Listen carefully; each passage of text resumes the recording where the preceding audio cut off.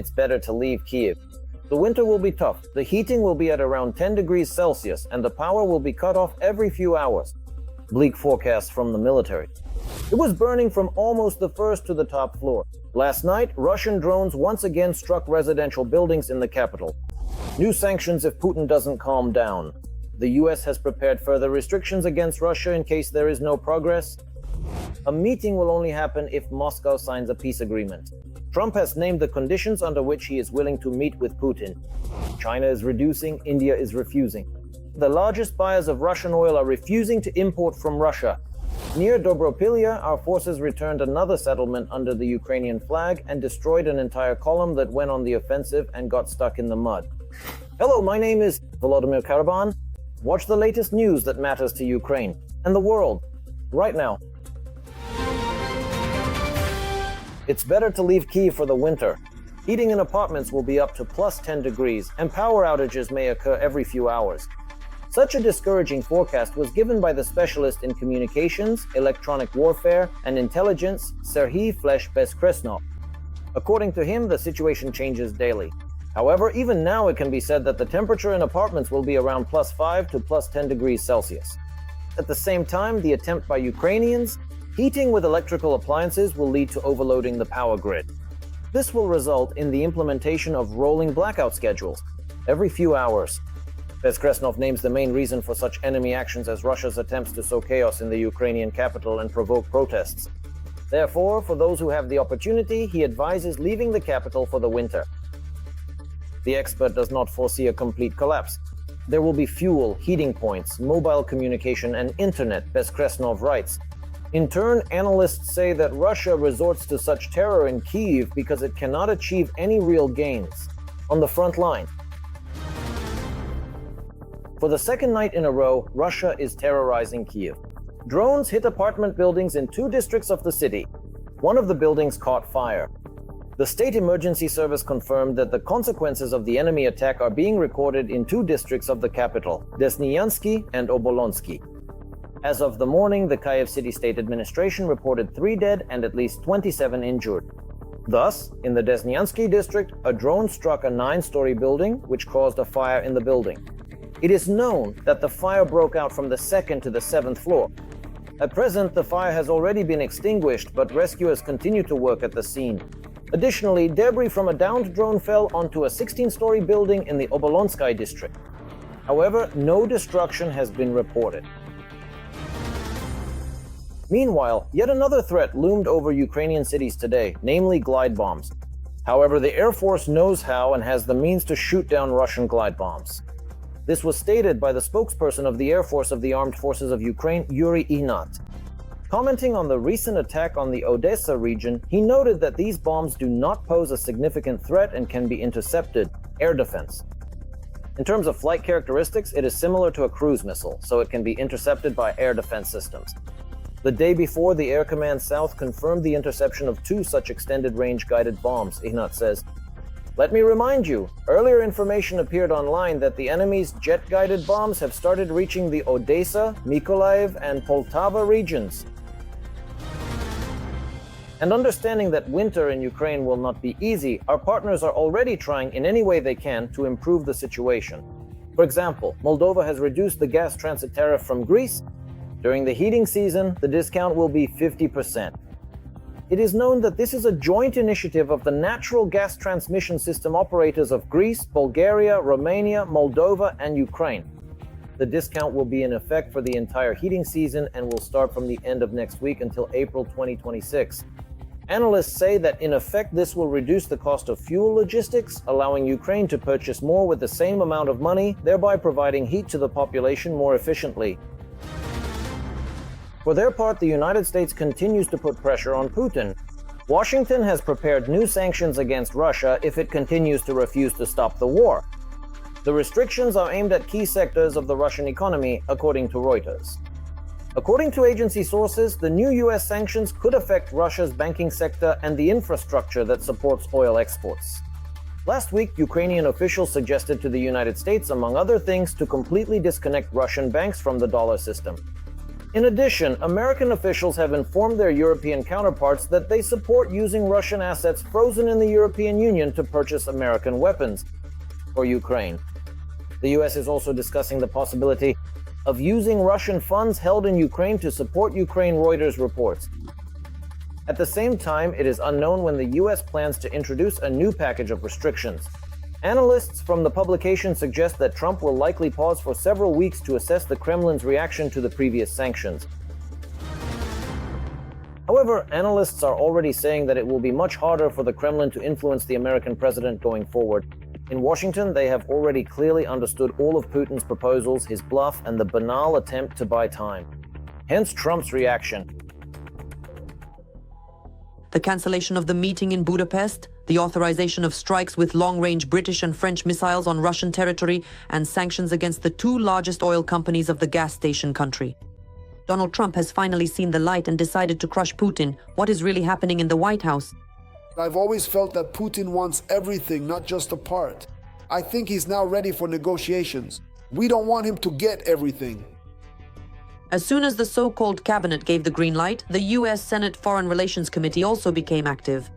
There, they supported 3 legislative initiatives aimed against Russia, which started the war in Ukraine.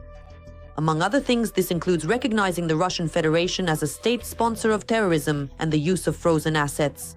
However, even in the Senate, they admit that it is currently impossible to vote on these bills due to the government shutdown. Despite this, it seems that in just one day across the ocean, they have turned their backs on Putin.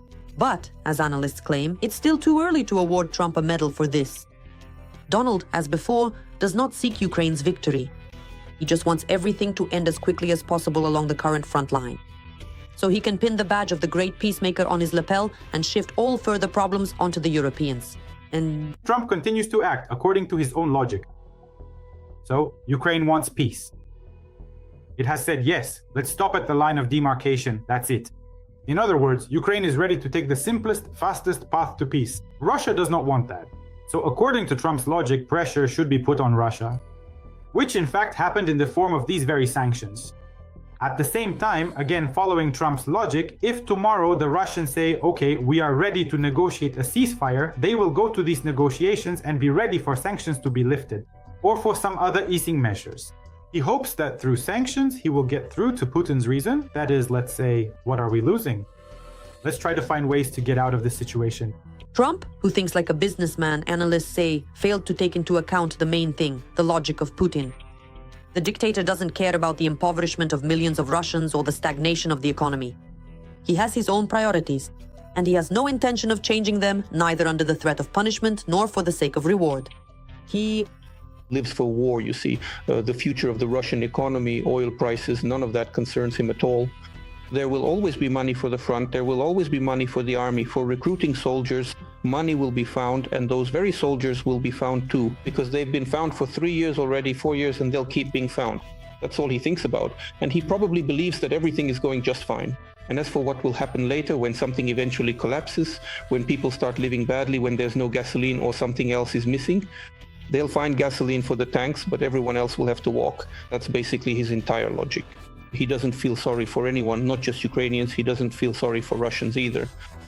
Why be surprised? So far, the only one to react to the demonstrative shift across the ocean has been the unhinged Dmitry Medvedev, whom analysts say isn't worth reacting to at all. Meanwhile, not a word from any official representatives. And even more incredibly, in Moscow, they'll pretend that everything is going according to... A plan is a set of steps or a strategy that you create ahead of time to help you reach a specific goal.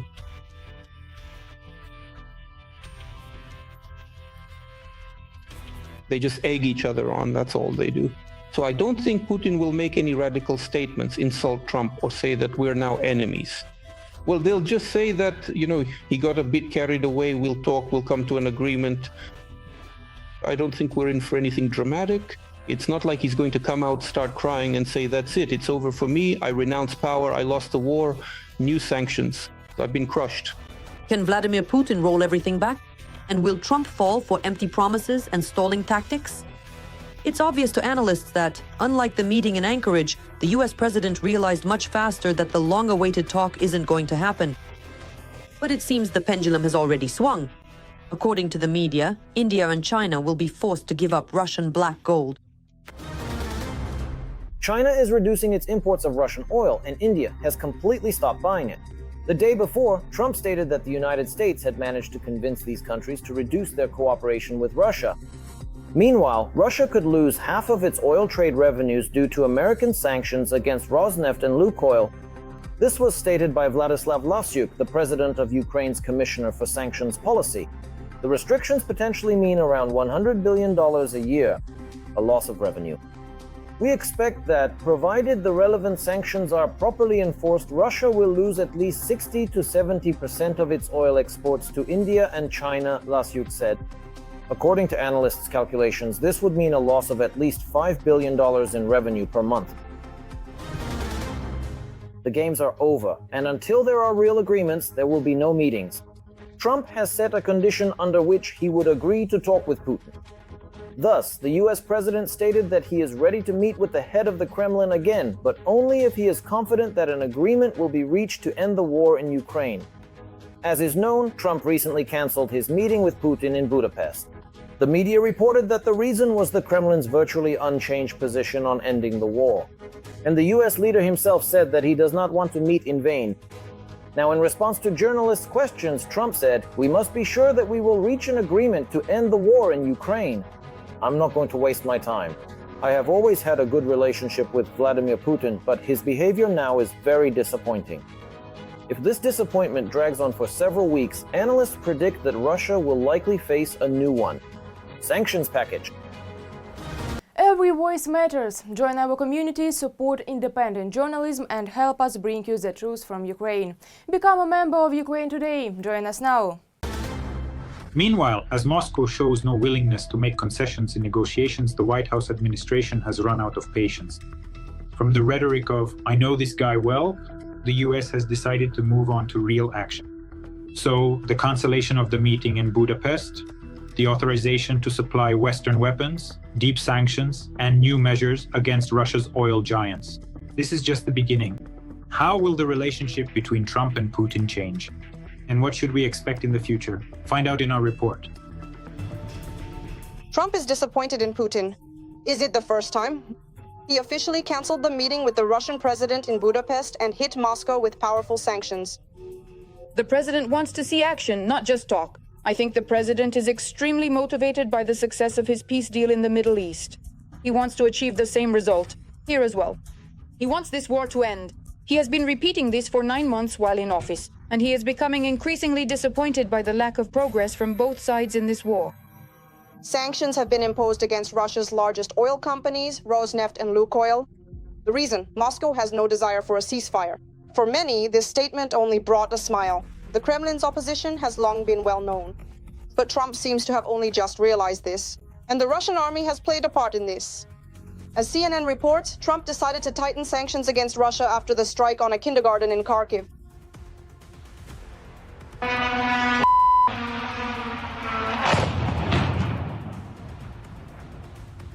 It was this strike that became a turning point for Trump. He decided to act more harshly, though still not as tough as Ukrainians would have liked. And the Wall Street Journal confirms this. According to the publication, Trump was offered 3 options for sanctions against Russia. The strictest option targeted Russian industry and the country's top leadership, the middle one focused on Russia's energy sector, and the mildest included limited measures. The American president chose the medium level of severity. Trump, he approaches things from a business perspective. And when he chose the option that was in the middle, my logic is this. He's showing Putin that things could be better or they could be worse. And right now it's like this. And that apparently words have probably already run out. In other words, faith in Putin's words has come to an end. The Russian dictator himself has taken his usual stance, insisting that Russia doesn't care about the sanctions. He claimed that the new sanctions supposedly won't have a significant impact on Russia's economic well-being. An attempt to put pressure on Russia, but no self-respecting country and no self-respecting people who truly value their independence and integrity ever make important decisions when they are under pressure or facing external demands. Trump did not let that slide. Putin stated that Russia is not vulnerable to sanctions from the states. Glad he thinks so. Let's see in 6 months. The sanctions are actually quite serious. This has already affected responsible purchases of Russian oil, particularly not only by Indian, but also by Chinese state-owned oil refining companies. Again, this will impact a large portion of Russia's global oil exports. So, of course, all this will hit the Russians, but obviously not immediately, not instantly. Trump himself, with his statement, Putin has essentially rejected the possibility of ending the war. At the same time, the Kremlin still insists that a meeting between Putin and Trump could take place in the future. Neither Trump nor Putin, they have talked about this. They don't want to waste time. They don't want to gather just for the sake of meeting, only for the sake of the meeting itself. For the meeting to be productive, it is necessary that at the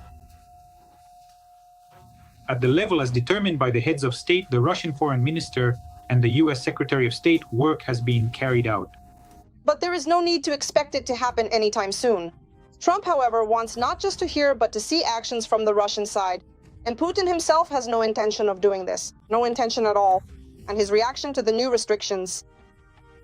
On the one hand, Putin, of course, could make some concessions, but after sanctions were imposed on him, concessions in Putin's worldview would mean showing weakness.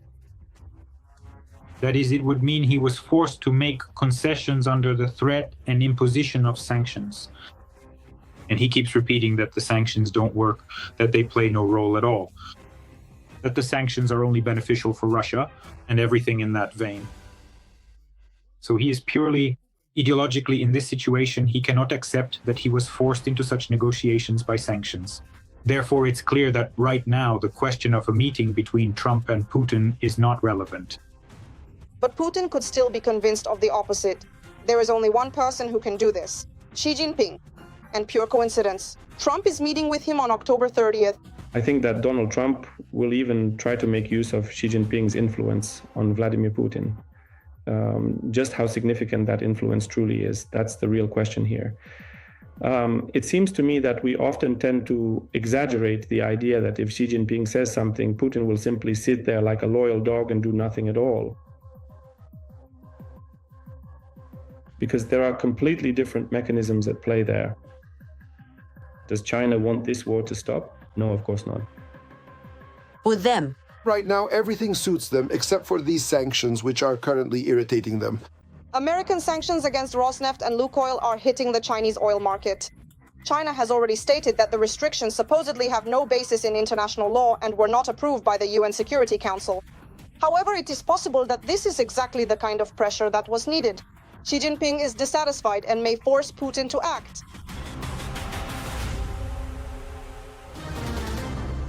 Sukhetske has forbidden lying. Those commanders who provide false information about the situation at the front will lose their positions. The commander-in-chief published a new post following his trip to the positions in the Pokrovsk area. The reason for the publication is unknown. However, Sukhetske writes about the inadmissibility of distorting or concealing information about the real situation in reports. Dishonesty comes at too high a price, the lives of our soldiers. My first demand is the truth, no matter what it is. A commander who hides the truth about the situation on the battlefield has no right to be a commander. This is stated in the post. It also became known that the commander-in-chief met with the commanders of Army Corps and with the brigades of military units carrying out combat missions in the Pokrovsk direction and directly in the city itself. Let me remind you, earlier the press reported that there are at least 250 occupiers in Pokrovsk who regularly carry out sabotage against Ukrainian positions. Meanwhile, the armed forces of Ukraine have also achieved successes in this direction. Ukrainian paratroopers have liberated the village of Sukhetske in the Pokrovsk district. This was reported by the command of the air assault forces of the armed forces of Ukraine. The soldiers of the 82nd Separate Bukovina Brigade distinguished themselves in this operation. It is known that during the assault there were more than 60 occupiers in the village. 44 of them were eliminated, while the rest were wounded and surrendered. The village is located near Dobropillia, and it was one of the places where Russian reserves tried to push through in order to break through to their encircled groups. However, at present, the Ukrainian flag is once again flying over the settlement. They are forever stuck in the Ukrainian black soil. In the same Dobropillia direction, near the village of Volodymyrivka, the Russians sank their armored vehicles in the mud, and the enemy paratroopers were forced, under heavy fire, to jump straight into the water. The 33rd Mechanized Brigade published a video of this epic assault attempt. In particular, about half a dozen armored vehicles took part in the breakthrough. However, this time the rain and fog did not play into the occupiers' hands. 3 vehicles got stuck in the mud, so the paratroopers had to climb out straight into the water. Meanwhile, the brigade's artillery struck the concentration of enemy troops. HIMARS also targeted the enemy concentration. As a result, 3 vehicles sank and 2 were destroyed. Russian losses have also been confirmed. There were 4 killed and 2 wounded. Meanwhile, our forces are managing to operate effectively not only on the front line, but also deep in the Russian rear. For example, the head of the main intelligence directorate, Kyrylo Budanov, stated that Russian air defense is simply incapable of countering attacks by Ukrainian drones. Budanov noted that Ukraine's successes are due to the fact that most of Russia's air defense systems are concentrated near the border with Ukraine. Apart from the borders, Russian air defense is only present in the occupied territories of Ukraine, as well as protecting Moscow and St. Petersburg. In other places, it is either absent or does not pose an obstacle to drones. According to Budanov, when the defense forces bypass the system deployed along our border, drone flights over the Russian Federation are always trouble-free. This is confirmed almost daily by the losses suffered by Russia's oil industry. Ukraine, on the contrary, is only strengthening its capabilities in the fight against Russian drones. A new development in the field of shooting down UAVs has been the introduction of interceptor drones. And what is especially pleasing is that they are domestically produced. At speeds of over 300 kilometers per hour. These are the movement parameters of the Ukrainian interceptor drone Sting. The main goal of this little guy is to destroy Russian Shaheeds, which the Kremlin unleashes on Ukraine by the hundreds.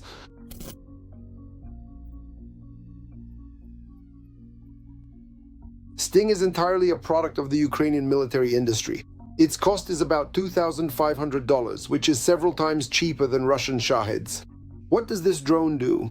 Why is the interceptor indispensable for Ukrainian air defense? Just a year ago, this method of shooting down Shaheeds seemed impossible. Now everything has changed dramatically.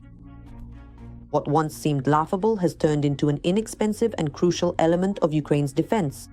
While Russia bombards its cities with increasingly powerful waves of explosive drones, Ukraine is relying more and more on cheap interceptors to stop them.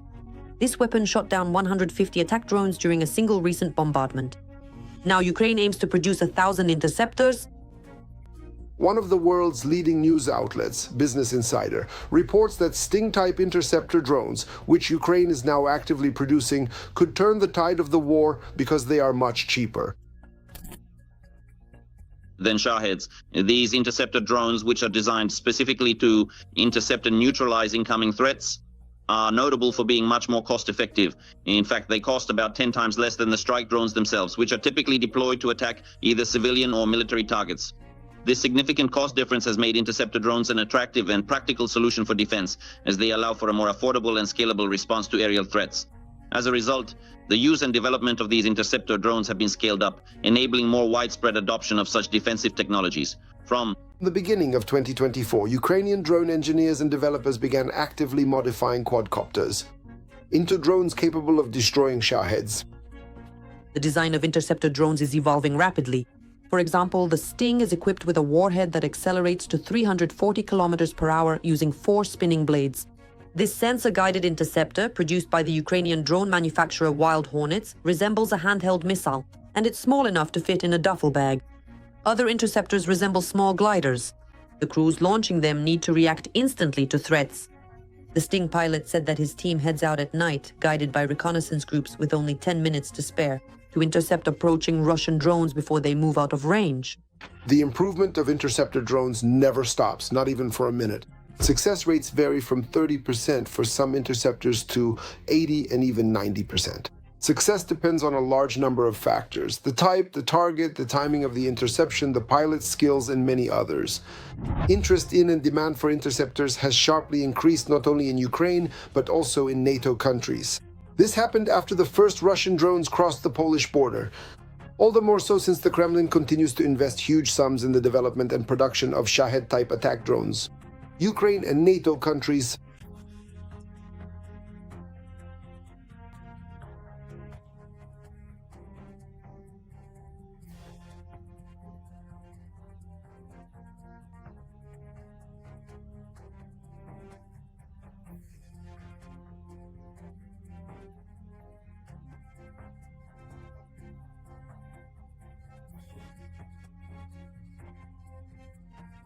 They are integrated into our solutions, and the interest is serious because we have the largest, unfortunately for us, but fortunately for the world and for those who supply the military, the largest testing ground for military technologies in the world. During one of the latest attacks on Ukraine, Russia launched nearly 800 aerial targets, and according to Western intelligence estimates, the Kremlin may soon launch up to 2,000 Shaheds of various modifications. Moreover, in Russia, the Shahed is being modernized, and in the future, it may reach speeds of up to 300 kilometers per hour. Therefore, the introduction of Ukrainian interceptor drones should simplify and make air defense operations more effective. Moreover, from a financial standpoint, Ukrainian interceptors are cost-effective to use, and victory in war always comes down to economically sound decisions. With that, I bid you farewell. More news will be in the 4 p.m. broadcast. In the meantime, be sure to leave your comments under this video, and don't forget to like it and subscribe to our channel to stay even more informed.